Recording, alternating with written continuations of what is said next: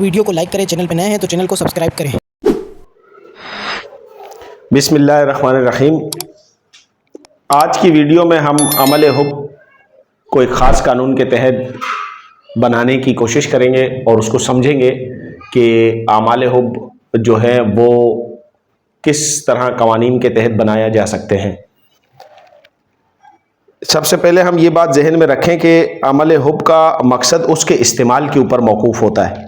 अगर जायज़ मकसद के लिए जायज़ ज़राए के साथ हो तो वो जायज़ होता है, और नाजायज़ ज़राए को इस्तेमाल किया जाए और नाजायज़ मकसद हो तो वो नाजायज़ होता है। हम इस मिसाल से समझते हैं कि जिस तरीके से तलवार और बंदूक जो है ये अगर मुल्की सलामती के इदारों के पास हो तो इससे जायज़ मकासद मुल्क का दिफा और मुल्क में अमन व अमान को कायम रखने के लिए ये काम लिया जाता है। ये एक बड़ा मकसद होता है, तो इस पर सवाब भी मिलता है और ये जायज़ होता है। और यही चीज़ें अगर नाजायज़ लोगों के पास हों या डाकुओं के पास हो या गलत लोगों के पास हो तो उससे क्या होता है, उससे फसाद फिल अर्ज पैदा होता है।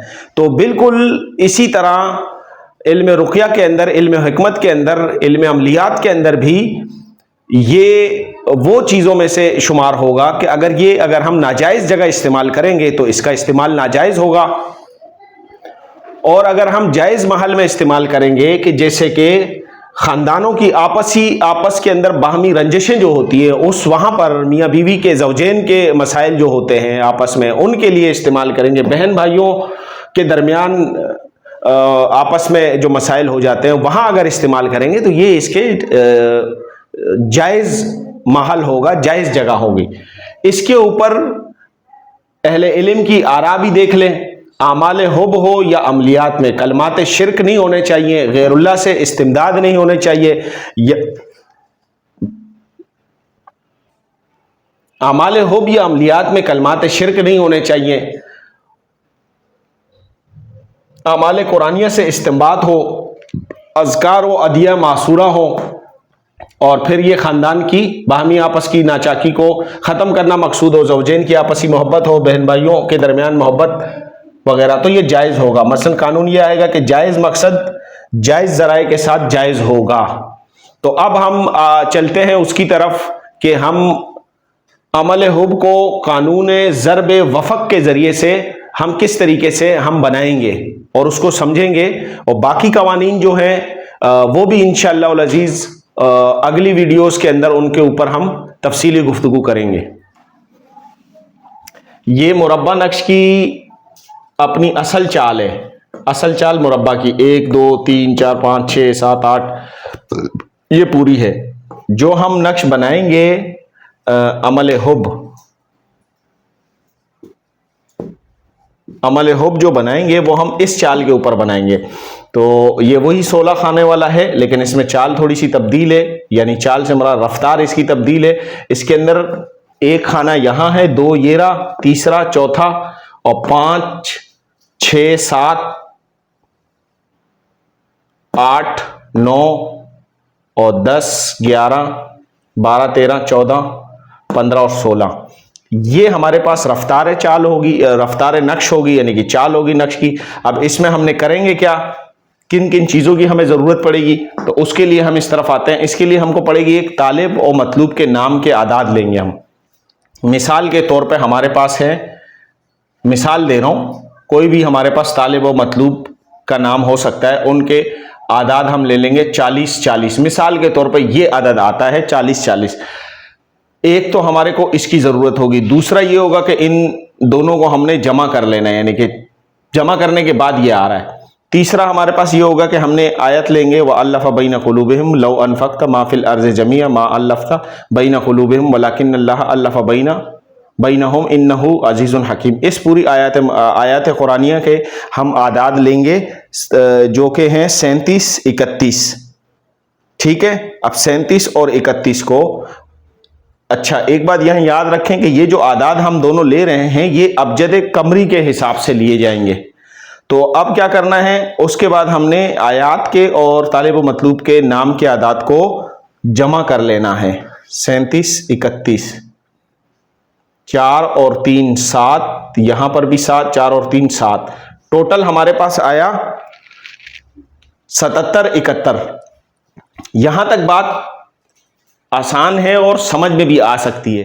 नक्श की चाल हमारी ये होगी, इसको हमने लिख के एक तरफ कर देंगे और फिर हम अपनी लवाजमात नक्श जो है पहले उसको बनाएंगे। तो उसके अंदर सबसे पहले हमारे पास एक जो नाम होगा तालिब का और मतलूब का, उनकी वालदा का बमा वालदा के नाम, उनका हम आदाद निकालेंगे टोटल, फिर दोनों को जमा कर देंगे। यानी कि तो ये हमने फर्जी एक अदद लिया हुआ है कि 40-40 ये अदद है। उसके बाद ये आयात कुरानिया है, इसके अदद हमने ले लिए हैं 37-31, हमने अब मुताबिक कमरी अबजद के निकाले हैं। तो तालिब मतलूब के नाम और आयात कुरानिया के आदात को हमने जमा कर लिया तो हमारे पास ये बन गया। यहां तक हमें बिल्कुल आसान है, कोई इसमें इतनी मुश्किल बात नहीं है। इसके बाद अब करना क्या है, तो अब इस नक्श को जो हम भरेंगे, कैसे भरेंगे? हम 77-71 को यहां लिख दिए, चलो हम इसमें कसर नहीं करते हैं, तो हम दूसरे खाने में क्या करेंगे? हम भाई अगर कसर किया हुआ होता तो उसमें हम एक बढ़ाकर आगे करते और इसी तरह तीसरे खाने में, चौथे खाने, हर खाने में एक एक बढ़ाते हुए जाते। वो तो एक तरीका था, हम उस तरीके से नहीं भरेंगे। अब फिर क्या करेंगे? तो इस अदद को 77-71 अदद को इस खाने के इस पूरे वफक जो है या नक्श की चाल के अंदर भरने के लिए हम क्या करेंगे? तो हमारे पास 4 कानून हैं। ये मैं थोड़ी देर वीडियो में आगे बताता हूं कि ये 4 कानून कहां से वज़ा किए हैं। अब ये नक्श को हम 4 कवानीन से पुर कर सकते हैं। यानी कि कानून नंबर 1 है, उसका नाम है आदाद कुल की तंजील। ये क्या है मैं वीडियो में आगे बताता हूं। बसत अदद, और नंबर 3 है ज़रब वफक, नंबर 4 है वफक हरफी। हम इन 4 कवानीन के मुताबिक अपने इस आदाद को इस नक्श के अंदर भर सकते हैं, उसके ऊपर मतलब उस रफ्तार से इसको नक्श को भर सकते हैं। यहां पर हम कौन सा कानून इस्तेमाल करेंगे? यहां पर हम ये वाला कानून इस्तेमाल करेंगे, ज़रब वफक का। ये तो जरा सा आसान भी है, तो इसलिए इसमें जरा मेहनत कम है। अगर आप लोगों ने अपनी दिलचस्पी इस वीडियो में जाहिर की तो इंशाअल्लाह अज़ीज मैं मुकम्मल तौर पर इन तमाम कवानीन को जो है वो बयान करूंगा। अब हम आते हैं कि ये जो कवानीन है ये हासिल कहाँ से हुए या ये हमने कहाँ से लिए। तो ये जो है जितनी भी हमारी आइम्मा या बुजुर्गान दीन जो इस फ़न के जो माहिरीन हैं, उन्होंने जो कुतुब लिखी हैं या जो उनका मवाद है पीछे पिछला, जैसे कि इमाम बुनी रहमतुल्लाह अलैह बरसगीर के अहले फ़न हैं, और जो हमारे हमारे मुर्शिद हैं हज़रत दामत बरकातुहुल आलिया, उनके बयान करदा उसूल जो हैं उन तमाम चीज़ों से हमने ये तखरीज किया है। यानी ये ऐसा नहीं है कि जी ये किसी किताब में लिखा हुआ हमको मिल जाएगा, या फिर मुमकिन है कि ये 2 कानून एक साथ लिखे हुए मिल सकते हैं, लेकिन मुकम्मल अलग अलग नहीं मिल सकते। ये वो हैं जिन पे हमने तजर्बात किए हैं और इनको थोड़ा सा बेहतर पाया है, तो हमने इसको ले लिया है। ठीक है, तो अब हम इस ज़रब वफक के कानून से इस नक्श को फिल करेंगे। ये हमारे नक्श की असल चाल थी मुरब्बा की, और ये हमारी इस अमल के लिए इस चाल के मुताबिक अमल बनाएंगे। और कानून जो था हमारे पास ज़रब वफक का कानून था, यानी हम इस चाल के ऊपर ज़रब वफक के कानून को लागू करेंगे। मैं दोबारा भी बताता हूं, ये जो हमारे पास है ये अमल के लिए चाल है, यानी अमल हुब के लिए इस चाल को इस्तेमाल किया जाता है। ठीक है, हमारे पास कानून क्या है? कानून है ज़रब वफक का। मैंने बताया है कि ज़रब वफक क्या होता है, मैंने कहा अभी दोबारा भी इंशाल्लाह मैं इसमें बताता हूं। इस चाल के ऊपर हमने या इस रफ्तार के ऊपर हमने ज़रब वफक के कानून को लागू करेंगे और फिर हम अपने लिए जो नक्श होगा वो तैयार होगा। कैसे करेंगे अब हम देखते हैं। थोड़ा सा हम इसको देख लेते हैं कि हमारे पास जो अदद है हासिल किस्मत है या मुकम्मल कुल अदद है वो कौन सा है? 77-71 यानी कि 7771। ये कैसे आया? तालिब व मतलूब और मा वालिदा के नामों के आदाद हमने लिए। ये मैंने एक फर्जी वो बताया है, असल नहीं है, ये फर्जी है। वो तो हम देख लेंगे कि क्या असल आता है। ये फर्जी तौर पे समझाने के लिए कि ये हमारे पास तालिब व मतलूब के नामों के आदाद हमारे पास आए 4040 आया है, और आयात कुरानी जो थी हमारे पास उसके अदद आए हैं 3731 आए हैं। इन दोनों को हमने जमा किया तो हमारे पास कुल अदद आया 7771। ये हमारे पास असल अदद आया। तो ये रहा। अब इसका कानून हम लागू कैसे करेंगे? 7771 को हमने खाना नंबर 1 जो होगा उसके अंदर लिख लेना है। खाना नंबर 2 में हमने ये अदद लिखेंगे। ये क्यों लिखेंगे? कानून के मुताबिक जो हमारे पास ये अदद कुल अदद आया 7771, इसको हमने खाना नंबर 2 का जो अदद होगा, खाना नंबर 2 का अदद जो है वो क्या है? 2 है। तो इसको हमने 2 से ज़रब देंगे, डिवाइड मल्टीप्लाई करेंगे, तकसीम नहीं करेंगे, ज़रब देंगे।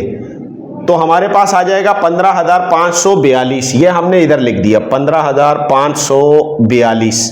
इसी तरह तीसरा खाना हमारे पास ये है।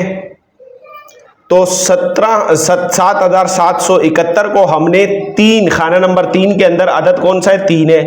तो 3 से ज़रब देंगे, हमारे पास अदद आ जाएगा 2 डबल 3 1 3, यानी 23313। इसी तरीके से चौथे अदद के अंदर, चौथे खाने के अंदर हमने लिखना है 31084, और पांचवें खाने के अंदर हमने लिखना है 38855।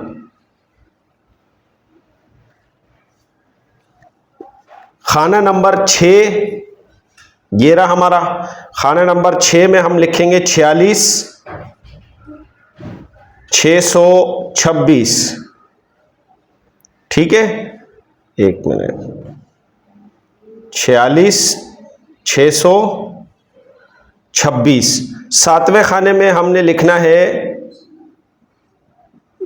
54397, और आठवां खाना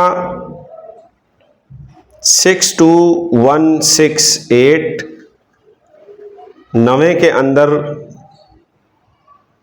69939, और 10वां खाना हमारे पास ये है,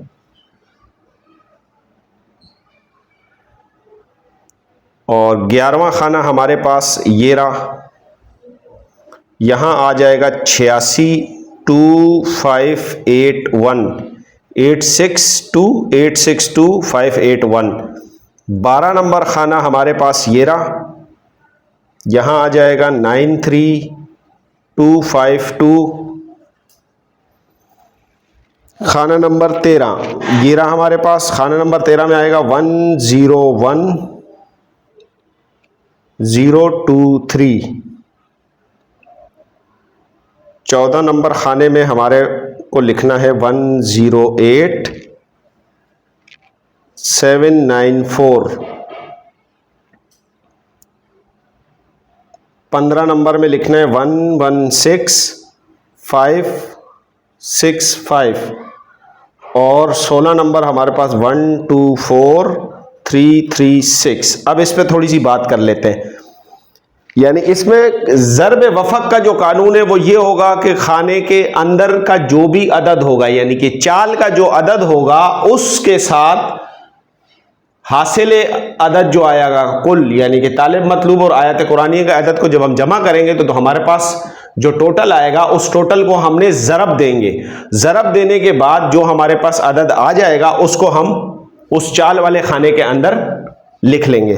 ठीक है, इस तरीके से आप लोग अपने लिए एक एक मिसाल के तौर पे अमल बनाएं, और इंशाल्लाह ये हमारी प्रैक्टिस के अंदर आ जाएगा। ये जो है एक समझाने के लिए एक मिसाली अदद लिया था और उसके ज़रिए से हमने ये बनाया है। अच्छा, ये जो कानून है ज़रब वफ़क़ का, इसको आप पूरे के पूरे YouTube के ऊपर भी देख सकते हैं, आपको नहीं मिलेगा। तमाम किताबों के अंदर भी देख सकते हैं, आपको नहीं मिलेगा। हमने कैसे बनाया ये, तो हमने ये बनाया है, जो उसूल हमने समझे हैं अपने मुर्शद से, हज़रत अक़दस सैयद अबुल हसन नूर जमान नक्शबंदी शाज़ली साहब दामत बरकातुहुल आलिया के बयान करदा उसूलों से, और इसको हमने फिर तहकीक किया, तखरीज किया, तो ये उसूल इसको हमने दुरुस्त पाया, इस पे तजर्बे किए गए हैं और उन तजर्बात की रोशनी में इसको एक कानूनी तौर पे ये चीज़ समझ में आई है कि ये भी कानून काम करता है, तो इसीलिए इसको हमने ले लिया। तो आप लोग भी इस पर तजर्बात करें और देखें इंशाअल्लाह अज़ीज़ क्या नतीजे आते हैं। वीडियो आप लोगों को अच्छी लगे तो इसको लाइक करें, चैनल को सब्सक्राइब करें और इसको आगे शेयर करें, और कमेंट में अपनी राय का बताएं कि आपको इस तजर्बात से, इस के तजर्बे से क्या हासिल हुआ। जो चीज़ समझ में ना आए वो कमेंट में आप लिखें, इंशाअल्लाह मैं आपको वहाँ जवाब दे दूंगा।